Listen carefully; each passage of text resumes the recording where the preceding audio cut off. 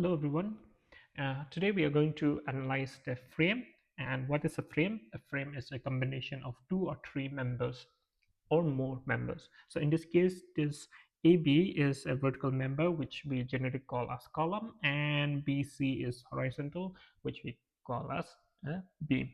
So here, when we say analysis the frame, which means that we are trying to find what is the reaction at support A and what is the reaction at support C, and also we can find what is the internal uh, reaction at joint B or any internal force in any member. Okay, so the first thing when we trying to analyze the frame, first is we're trying to see if we can use the equilibrium equation to solve all this unknown. So for that, we need to check what we call as determinacy. And what how do we do that? The way to do that is we know that this is it's only given that B is hinge, and hinge means it can rotate freely, and so that means there's no restraint in moment. So which means that moment is equal to zero. So to check the determinacy, we can use a simple method, which is how many reaction and how many equilibrium equation are there. If the number of equilibrium equations is sufficient to find all the unknown reaction, we call those as determinate structure. But if the number of unknown reaction is more than the number of equilibrium equations that you have, which means that uh, you won't be able to solve all the unknown forces because you have only let's say that you have only three equilibrium equations, but your unknown is five. So which means that it is indeterminate structure. That means you cannot solve them using just the equilibrium equation. So we say that those are indeterminate structure. So indeterminate structure is where the unknown reaction is more than the available number of equilibrium equation you have. So, and also there's another method equation that you can solve using different equation, but in this case I will try to use the simple way, because the simple method, because it's easy to remember. So for this case, because B is hinge, so we should separate, or we must separate at joint B. And how do we do the separation? So we separate the member separately for AB, because B is the hinge and we must separate the member at joint B. And then we'll draw the BC separately. And because we are only interested to find whether it's determinate or indeterminate, so we won't worry about the load for now. So we'll just see how many reactions are there, unknown reaction at A. At A, because it is a fixed, we have AY, we have AX, and we have a moment MA. And B is internal hinge, so we have only BX and BY. Please remember that for joint B, because this joint B is internal hinge, we just imaginarily separate them. We are not physically separating them. So please remember that if we are imaginarily separating them, so it must maintain equilibrium. So the direction of the force for the other joint at B, for the member BC, because we already assume for member AB at B, the force BX will be to the right and force BY will go up. So for BX will be to the left, and BY will be, if it goes up, must come down. So when you combine them together, you'll see that they are both same magnitude but different direction or opposite direction. So it satisfies the Newton third law. For every action there's a reaction. So that means if you put them together, you'll maintain the equilibrium. So By will be cancel each other, and so it maintain the equilibrium. And then for we have another unknown reaction for the support C, which is a roller. So now let's count how many unknown reaction we have. We have here 1, 2, 3, and then 4 and 5. Please remember that because the joint B is where we imaginary separating them, so we don't need to count them twice. We already know that it should be the same magnitude but different direction, so we don't need to count them twice. So we'll just count them only once, and then we have here 6. So we have 6 unknown reaction. And how many members we have? We have one member here and two member here. So we have member AB and member BC. And the reason we have two member is because we separate them at a joint B, because it's an internal hinge and we should break the structure at the internal hinge. And then we have 3 into 2, which is equal to 6. So 6 equal to 6, which means that this is statically determinate structure. So which means that we can solve the unknown reaction at A, at B, at C using just the equilibrium equations. Okay, so now most of the times that I've found that the students what they will do is when they see this kind of frame analysis and they wanted to find the unknown reaction, they will try to use solve for the whole uh, structure at once. So they'll try to find all the summation of all the forces in x and y and moment.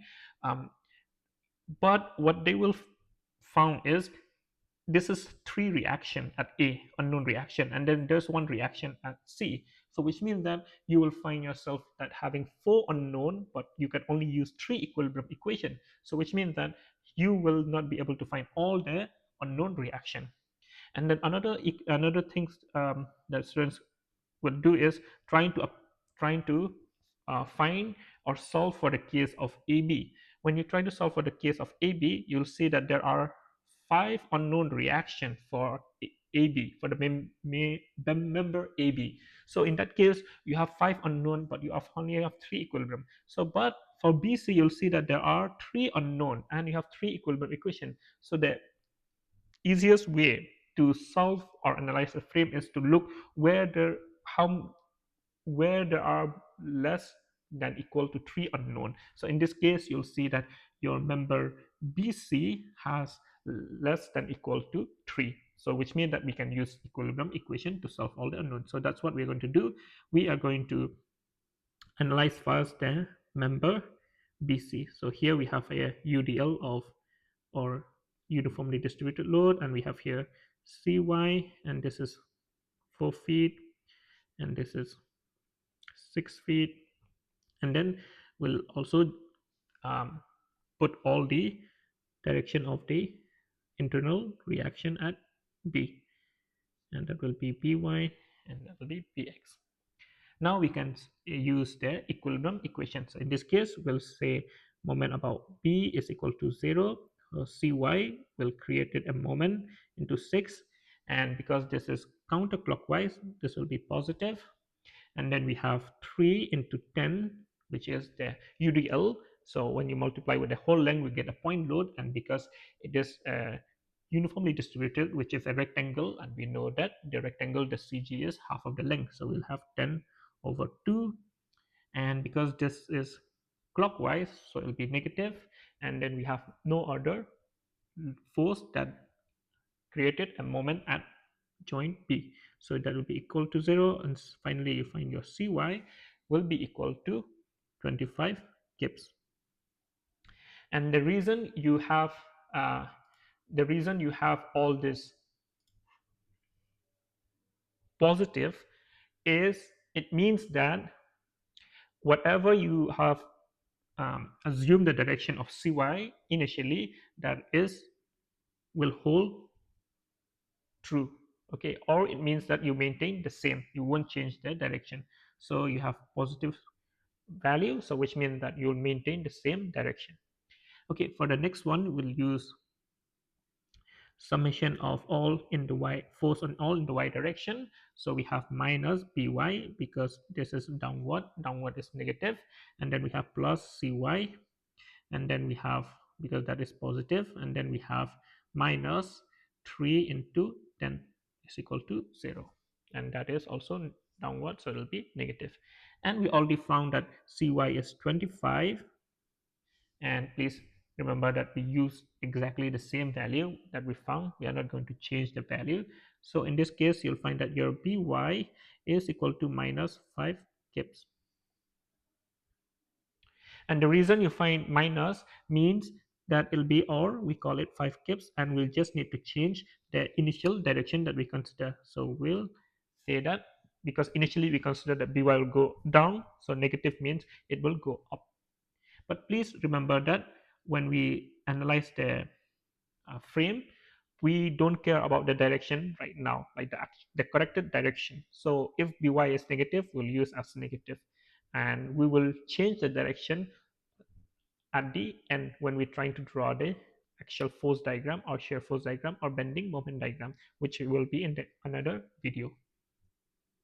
So once we find sigma of all the, or summation of all the f force in x and y direction, now we'll try to find all the force in x direction, and you'll see that for the force in x direction we have only b minus bx because it is to the left, and there's nothing else. So we have, finally we said that bx is equal to 0. So what it means, it means that for the member bc there is no actual force, or the load applied will not generate any actual force on a member bc. So we have found all the uh, unknown uh, reaction or unknown quantity in our member BC. Once we have that, now we are ready to solve for the member AB. So for the member AB, we are going to put all the unknown reaction, which is A, Y, AX, and moment MA. And then for the joint B, we'll have BX and BY. And we already calculated bx is equal to, here we already calculated bx equal to 0, so we'll put that as 0. And by, like I said, use whatever initially the direction that we consider, use it that, and whatever value you get, use this that value. So if it is negative, we'll use as negative. If it is positive, we'll use as positive. So in this case, your by will be minus 5k. And now we can analyze the structure for the member AB. So in this case, you'll say force in all y direction will have AY plus BY is equal to 0, because BY is up. That's why we use positive. And then we'll have AY minus 5k is equal to 0. So finally, you'll find that AY is equal to 5k. So which means that your initial direction that you consider will remain the same. And then we do the same thing for summation of fx equal to 0. And once we find that, we have ax. We have another load here. I forgot, that is 8k, and that is 5 feet. And that is also 5 feet. So we'll put all the forces. We have 8 minus, plus 8k is equal to 0. This implies that ax is equal to minus 8k or 8k. The direction will be opposite. So that will be your ax. And then we can find the moment now. For the moment at a is equal to 0, so you'll find that MA is counterclockwise positive, and then minus 8k into 5, and bx also will cause moment at A, but since bx is equal to 0, so we'll not use that value. So finally we find MA is equal to 40 kips feet, and will maintain the same direction. So finally, when we're trying to draw the shear force diagram and bending moment diagram and actual force diagram, we will use the what we call as corrected direction. So we'll draw the whole structure again, but with the corrected direction. So cy is upward, and that will be 25 kips. And then by, we already get negative, so that means it has to go down, which is 5 kips, and there is no actual force. And then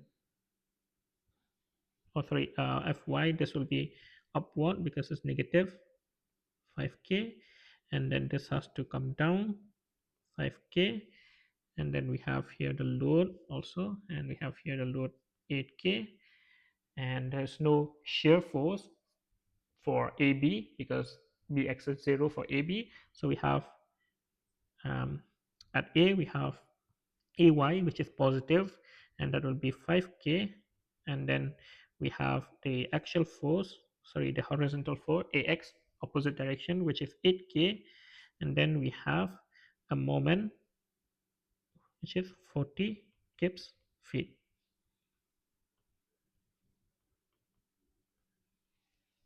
So that will be your full corrected direction of the forces with the value for the whole frame. So with this, we can draw our shear force diagram, bending moment diagram, and axial force diagram. Um, so this is how you analyze the frame. Thank you.